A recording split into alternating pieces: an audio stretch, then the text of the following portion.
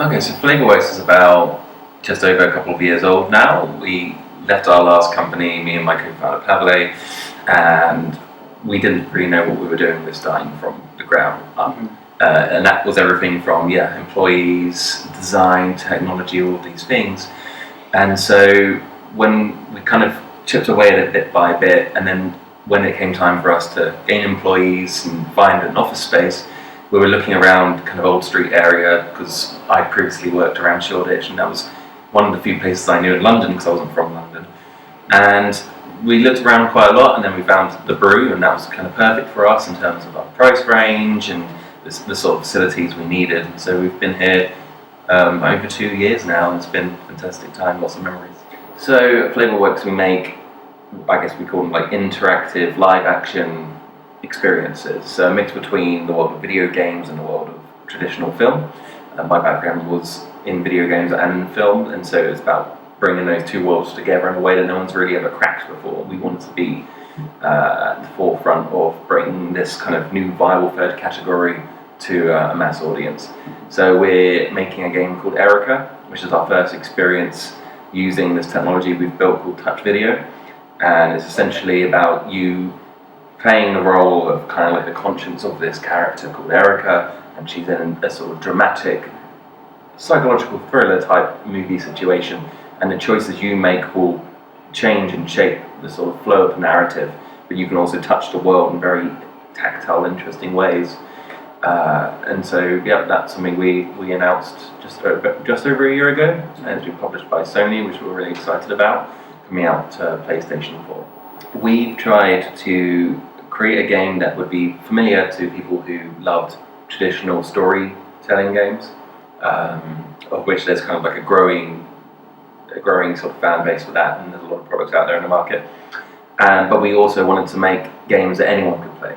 Our big thing was that we thought games are a really meaningful art form, the most exciting of the 21st century, and we wanted to bring more people into the fray. So right now, there might be 100 million people that own game consoles, and then there's billions of people that own phones, for instance, and so everyone's got a gaming device in their pocket. But at the moment, it's traditionally these kind of puzzle games that you see a lot when you're on a tube or something like that. We wanted to bring a sort of meaningful Netflix quality experience to those audiences where they can actually be involved in the stories, play on their daily commute, or to play with their friends and family around the holidays, that sort of thing. So we have some information online in the form of trailers and interviews we've done in the press, things like that, and then we've kind of kept our cards close to our chest until we get the final game out. And even if you're not an experienced gamer, we've developed this tech that allows us to use people's phones as a controller. So you can use your phone as like a touch screen, and that immediately responds to what's on the TV screen when you're in the living room. In all that time, we've been in the same office, just like a small space that was for about 12 people, and we started out first with just 2 of us starting the company. Then we grew to 4 when we first moved into the Brew. And then over the last 6 months, we've been anywhere between 8 and 14 people, just going up and down. So that space has actually been really malleable for us in giving us that sort of freedom to expand and then our dog, that's Layla. Layla Flavour. Yeah. That's Sean, our producer's dog.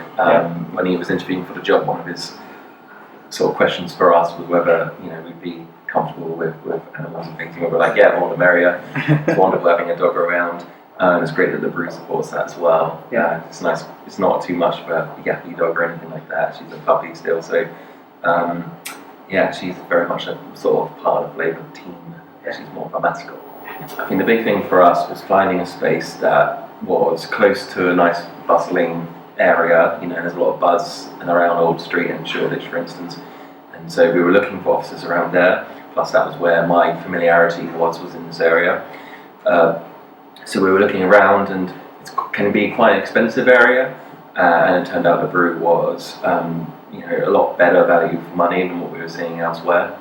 But it wasn't about cutting on the quality of that either. It's like a really good space for us with great internet and sort of cleaners and everything included.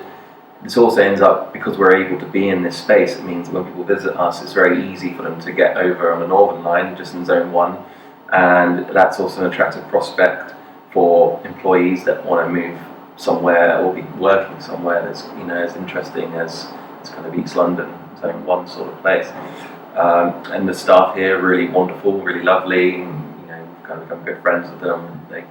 They're always trying to help support the community or people that are in the brew and sort of set up social events, things like that.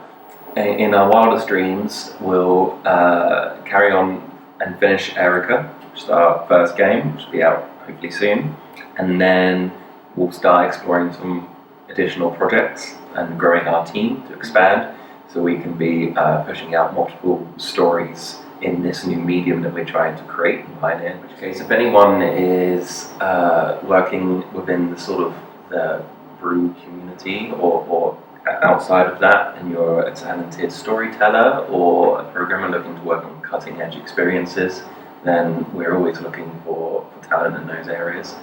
And a big thanks to the Brew for giving us a home as we've sort of gone through the exciting startup phase of hopefully be a company that's growing for years to come.